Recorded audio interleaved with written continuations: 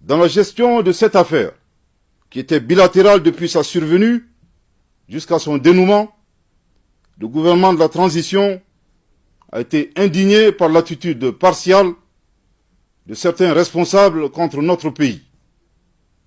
Le cas le plus récent est la position agressive du président en exercice de la CEDEAO, son Excellence M. Umaro Sissoko Embalo, qui après avoir échoué lamentablement à porter atteinte à l'honneur du Mali devant les instances internationales, vient d'opposer un ultimatum au gouvernement de la transition concernant la libération des Ivoiriens.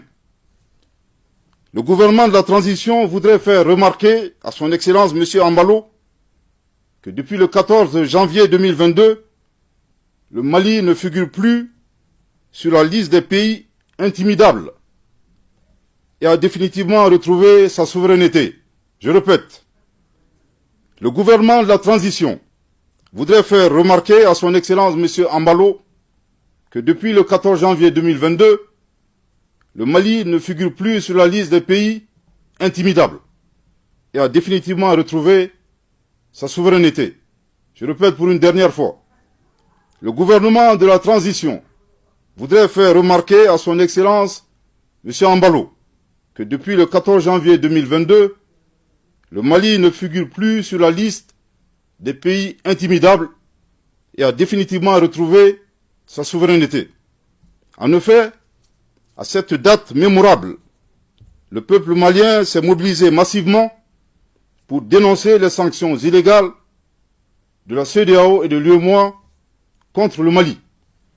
Depuis plus de 10 ans, faisant face seul au terrorisme, sans ces organisations régionales, le Mali a survécu à ces sanctions et le sentiment patriotique du peuple malien s'est substantiellement renforcé.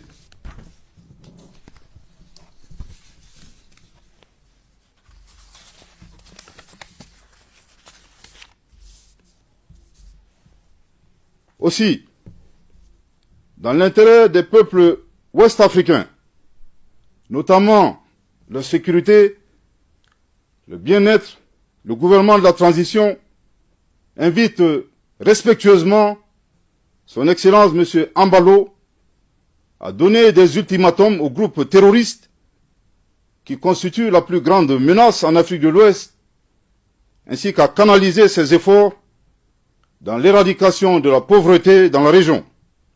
C'est en cela qu'il fera œuvre utile et rendra service au peuple de la CEDEAO, les seuls que nous devrons tous servir.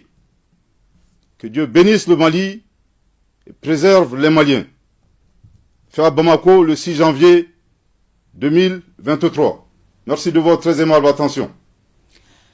Merci.